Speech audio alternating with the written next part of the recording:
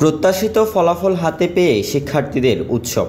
Result প্রকাশের সম্ভাব্য সময়ে অনেকেই এসেছেন নিজ নিজ প্রতিষ্ঠানে, সাথে করে নিয়ে এসেছেন অভিভাবককেও। রবিবার সারা দেশে এসএসসি ও সমমানের রেজাল্ট প্রকাশের পর চট্টগ্রামের খাস্তগীর কলেজিয়েট সহ অন্যান্য শিক্ষা প্রতিষ্ঠানগুলোয় দেখা যায় আনন্দ উল্লাসে মেতেছেন শিক্ষার্থীরা। পরিশ্রম ছিল, আসলে পরিশ্রমটা আসলে কেমন এটা বলা যায় না, নিজের চেষ্টা সর্বোচ্চটা দিয়ে চেষ্টা করেছি, আর বাকিটা ঈশ্বরের হাতে ছিল। অনেক ভালোই লাগতেছে, আশানুরূপ ফল পাইছি তো ভালো লাগতেছে।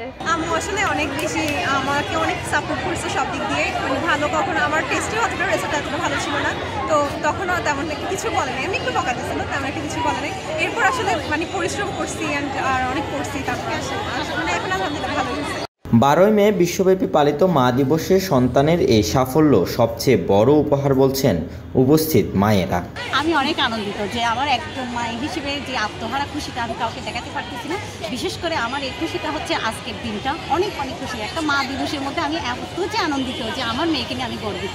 আসলে আজকে যে স্পেশাল দিনটাতে মার মুখে হাসি দেখতে পেয়েছি, এটাই আমার কাছে এটাই মনে হয় অনেক বড় পাওয়া আজকের দিনের জন্য। মাদার্স ডেতে মাকে একটা বেস্ট গিফট দিতে পেরেছি লাইফে, এটাই আমার জন্য আমার মামার জন্য অনেক কষ্ট হচ্ছে, আমার কষ্ট ফলটা দিতে পারছি। এবার চট্টগ্রাম বোর্ডে এসএসসি ফলাফলে পাশের হার আগের চেয়ে বাড়লেও কমেছে জিপিএ 5 প্রাপ্ত শিক্ষার্থীর সংখ্যা। গেলবারের চেয়ে 4.51% থেকে বেড়ে পাশের হার দাঁড়িয়েছে 82.80%।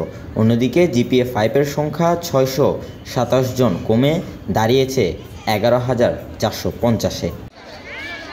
Robin Dasgupta, news now 24, Chittagong.